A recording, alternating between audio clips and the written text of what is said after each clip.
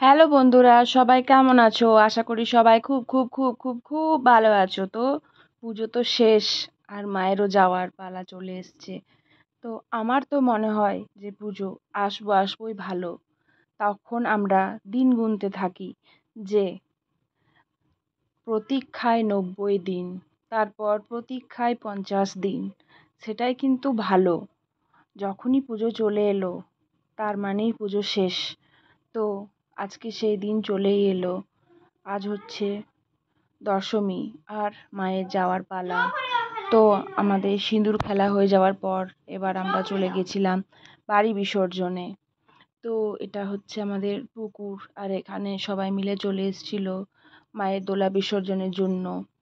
আর এখানে যদিও মেঘলা ওয়েদার ছিল, প্রথমে তো আমরা বৃষ্টিতে ভিজে ছাতা নিয়ে এসেছিলাম। তারপর হয়তো বৃষ্টিটা একটু থেমেছিল, কিন্তু ওয়েদার একদমই ভালো নয়। আর এখানে ছেলেরা সব ফটকা ফোটাচ্ছিল।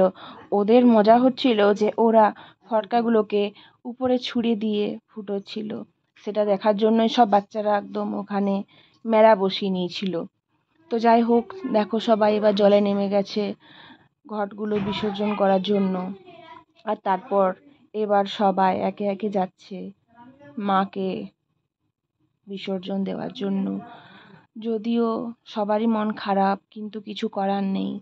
সবার এটাই প্রার্থনা যে মা, সামনের বছর আবার তুমি এসো, আর তাড়াতাড়ি এসো। সবাইকে ভালো রেখো, সুস্থ রেখো।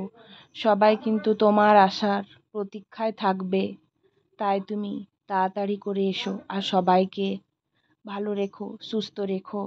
এটুকুই আমাদের তোমার কাছে চাওয়া।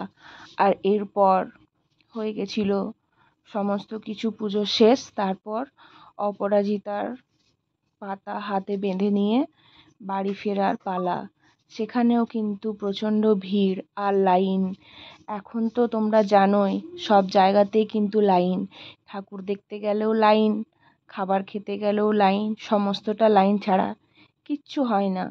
আর এগুলো সব হয়ে যাওয়ার পর আমরা অপেক্ষা করছিলাম যে কতক্ষণে আমরা শঙ্খ চিল দেখতে পাই। তো চিল তো আর দেখতেই পাওয়া যায় না। আমি তো আমার বোনকে বলছিলাম যে শিউরে যেতে সবসময় চিল ঘুরে বেড়ায়। তো বোন বলছে, তুই তাহলে নিয়ে আসতে পারতিস এখানেই প্যাকিং করে, আজকে আমরা ছেড়ে দিতাম আর দেখা হয়ে যেত, দিয়ে যাত্রা শুরু হয়ে যেত।